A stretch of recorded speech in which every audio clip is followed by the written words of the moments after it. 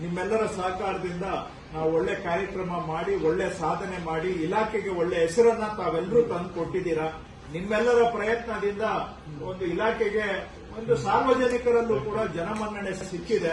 ಆ ಶ್ರೇಯಸ್ಸು ನಿಮಗೆ ಸಲ್ಲುತ್ತೆ. ಅದರಲ್ಲೇ ಭೂ ಸುರಕ್ಷಾದಲ್ಲಿ ಮೂರನೇ ವಿಷಯ ಬಹಳ ಸಂತೋಷದ ವಿಷಯ ಅಂತ ಹೇಳಿದ್ರೆ ಆನ್ಲೈನ್ ಅಲ್ಲಿ ಡಿಜಿಟಲ್ ಸರ್ಟಿಫೈಡ್ ಕಾಪಿ ಇಶ್ಯೂ ಮಾಡುವಂತಹದ್ದು ಕೂಡ ಒಂದು ಕ್ರಾಂತಿಕಾರಿ ಹೆಜ್ಜೆ ಇಲಾಖೆ ಕಡೆಯಿಂದ ಆಗ್ತಾ ಇದೆ.